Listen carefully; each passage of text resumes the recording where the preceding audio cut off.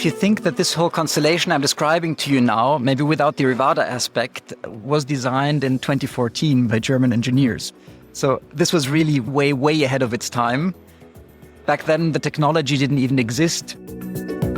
Hey, SpaceWatchers. This is Space Café Radio, your channel about trends, great people and awesome conferences. That is another episode of our ILA 2022 special series. ILA is the International Air Show in Berlin and it took place end of June 2022. I'm Thorsten, publisher of SpaceWatch.Global. My guest is Severin Meister of Rivada Space Networks, and we spoke about his ambitions and why his constellation is one of the moonshots we see in our sector. Enjoy our conversation. Can you tell us what the Rivada Space Networks is supposed to do, or what this network is? Yes, pleasure to be here. Thank you. The network that Rivada Space Networks is about to build is based on a Liechtenstein filing. And we plan to bring 600 satellites into orbit, making us the smallest mega constellation. And we are designed to bring internet, but bring a network connecting any two dots across the globe directly without any gateways. This means that our satellites are all connected with laser connections. And we basically have two user terminals being directly connected to each other, not a user terminal going to a satellite, going to a gateway, going to the internet, going somewhere and then reaching its destination. And that's the big difference between us and the other networks. That's interesting. 600 satellites on one stage sounds, of course, a lot. On the other side, comparing it with Starlink or so, it does not sound a lot at all. So tell us more about the birds, the size, the orbits. The final design we don't have yet because we're currently discussing with all of the big satellite primes and they all have different solutions that also reflect in somewhat different size. But our orbit is 1,050 kilometers, whereas the Starlink orbit is 500 kilometers. This means we have double the height, which makes for a much larger coverage area on the globe. And this also means that our satellites are going to serve more customers, but also our total capacity for individual customers is much, much smaller than it is for Starlink, which is why we go after small, high-value customers and not over a mass market. So we are never going to be a B2C network. We're always going to be B2B and then have resellers that add value to whatever they can do with a high-quality beam we provide to them, and they will add values to that and sell it on the globe. So it's purely a communication network, no Earth observation, no space data, no whatever you can collect from sensors. It's pure communication. Yes, that's exactly right. We only do communication, highly secure, very fast for high-value targets. It's also interesting to hear that you will not build the satellites by your own, so you give it to one of the big primes or LSIs or maybe smaller ones, but you hand it over to somebody to build it on your behalf, correct? That's exactly correct. We don't want to reinvent the wheel. We think that our network by itself is innovative enough, having this gateway-less infrastructure. And so we put our brainpower into network operations, but we don't want to reinvent the wheel when it comes to the satellites. There are people that have the experience. We have a very tight time frame, and so we need to build on existing solutions. I think it's going to be probably something like a 1.5 version of what's already out there. Because, of course, at the moment, with the fast development we have in the industry, there are always new ideas and every new network kind of builds on top of what was built before. Tell us more about your clients. What is the client base you're aiming for? So our customers, as I said, are high-value customers, largely. These are people or customers that can actually have need for a large amount of data to be transmitted, that need low latency, and that need highly secure connections. Now, a little bit what I want to get to later is the whole Rivada concept, which adds something onto that. But so I guess the bulk of the customers that are most in need of what we can offer are big enterprises, cloud connections, some governmental users that have high security needs, companies that want to connect maybe a whole production site on one continent with a headquarter on another site, remote operations for large machines like mining machines, and probably on the smaller scale, something like an individual cruise ship. But there again, we are not there to provide pure internet. We would sell user terminals and then somebody can add an internet connection to the other side. What we hope is we inspire entrepreneurs to use our network to buy capacity and then to offer solutions where they would maybe offer an internet dish on the one side and have a country where they connect this connection to the internet on the other side. The specialty about Rivada is that Rivada wants to make capacity kind of a wholesale commodity. And what we want to do is have a marketplace like now exists in electricity markets where capacity is auctioned off and in the end sold to the buyer at whatever price the buyer wants to pay. So if I have all of my satellites up and I have the base load covered, I will probably have capacity available over areas of the globe where there is no big need. But actually, I don't have any cost in producing that capacity. If I don't sell it, it's lost 100%. So I could actually offer that to a customer at a very low price. And so we think that we are going to be able to offer our capacity in regions of Africa, of Asia, on the oceans at actually very low prices, because maybe then with a lower priority, and of course the high-paying customer is going to get slightly better service. But we can offer very good connections in areas where these connections do not exist at all, and that at very affordable prices. So in your network design, it seems that all of these things like quality of service or prioritization or security are built in by design. Yes, this is very important.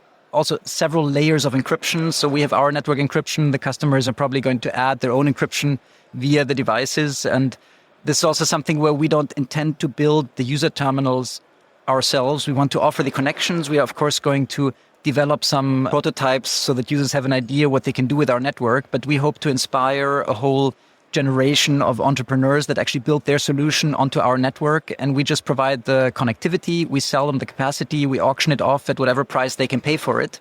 And then we hope that this sparks a market where people bid higher prices for these connections because they're going to need them. And they're going to be able to sell them to other people at even better prices.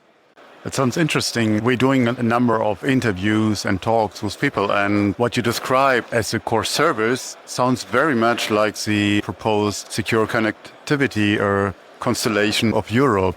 Tell us about the status. Where are you? And that it seems that you're far ahead of at least the European market. If you think that this whole constellation I'm describing to you now, maybe without the Rivada aspect, was designed in 2014 by German engineers. So this was really way ahead of its time. Back then, the technology didn't even exist. You didn't have the phase array antennas that could do multi-beam forming and could do all of these things to the extent that we needed. So this was really extremely visionary. Even, as you rightly say, even today, this is still a little bit ahead of what's out there. But the technology is there, and we can buy the necessary technology on the market to make that work. That's what we're doing right now. So unfortunately, I can't give you the final design because we're still discussing those, but this is something that is happening at the moment. And what concerns Europe, I would say yes, and we are in discussions there. I think we can offer something that the European Union is looking for. Also, of course, of us being based in Munich and being a European initiative and a European filing, do have a lot of things that are going to fit very well with the description of what the European Union is looking for. At the moment, I think, but also for Europe, it's still a little bit early. And even though the European Union, as one of the officials there told me, they're moving with light speed on this initiative, it's still probably slow to other developments that you see in the market. And there are some things there that aren't clearly defined. I think we're going to be able to see a lot more of what the European initiative actually is beginning of next year. And then we're going to be able to participate in RFIs and get in there as many others do. I think at the moment on the secure connectivity initiatives, there are the two studies that are in place or offered, and now we see what will come out of those. But as you rightly said, the European Commission considered it as a light speed project. And it's great to see also a few of the officials really are engaged and excited what they do. Or it's not so often seen. But let's come back to your constellation. I would like to go a bit technically. You mentioned before the satellite-to-satellite connectivity is via lasers, state of the art. How do you touch the ground? Via laser as well, or then via RF? No, that's a classic RF downlink. KA, KU. Yes, KA, because that's how all the user terminals are built, and that's the technology that's available there. This is something where you can think about lasers very far down in the future, but that's at the moment not really feasible. And also for the bandwidth that we are looking for, I don't know, maybe 100 megabit or a gigabit, that's something that you can see in terminals that are in existence today or will be available over the next 2-3 years. Whereas if you talk about moving laser antennas, that's something that I think is a couple more years out, and that might be something for the future. You mentioned coverage about over the ocean. So the system is also designed for SATCOM on the move, I assume? Yes. Okay. And you mentioned phase array antennas on the terminals. That sounds pretty cool stuff, actually. Yeah. It's fascinating. I have to say, I just got my Starlink terminal and I've been playing around with that on the move. And I have to say, the technology is amazing. It's something you've dreamed of for generations, and now it's actually available for everybody. Does Starlink work on a move? Yes, it does. Really? I don't know how much one is actually allowed to really talk about that, but if you search it on Facebook or something, you find a lot. There are huge groups with 30, 40,000 people in them that use it on boats. And it does work. Many people illegally deactivate the servo engines that would normally balance the phased array. But since the aperture angle is large enough, you can actually mount that flat, deactivate the engines, and then you can use it even on a rocking sailboat. Where, of course, at the moment, Starlink operates a very tight geofencing system that only allows usage close to the coast. And once in a while, they open it up, and there are actually user communities that try to find a spot on the ocean where Starlink works 100 miles offshore, and they're sailing around and finding that. But there's a big community there. That's pretty cool. When you said geofencing, and you mentioned earlier that your filing is based in Liechtenstein, that would be fun to have Liechtenstein geofenced. Yeah, even being very creative, I struggle to find the use case. Where are we? Where are you in the design, in the development, in the deployment, in the build process? What is the status? So currently we've completed our RFP phase, and we are in discussions with several large primes that have fascinating solutions. And I think over the summer, we're going to get closer with them to see which of those solutions are actually best for us. But so it's still too early to talk about any concrete designs. Okay. Flight date? When do we see your first satellites in orbit? We have very strict deadlines there because our filings have a long history, and therefore we have our 50% milestone in mid-2026. This means we have to have 300 satellites in space on their position mid-2026, and then the full constellation deployed with 600 satellites in 2028. Okay, that's sportive. That is very sporty, exactly. We can read a lot about the stress, about the filing, about the Chinese, and so on. I assume the status you're in, it's solved, it is in a solving process, and you're moving ahead to a new bright future. Is that summarizing correct? That's the perfect summary. Yes, I can't add much there. Okay. Severin, thank you very much for your time and for this interview. It was a pleasure. Thank you. If you want to stay on the pulse of space, visit our website, our mothership, at www.SpaceWatch.Global and subscribe to our newsletters.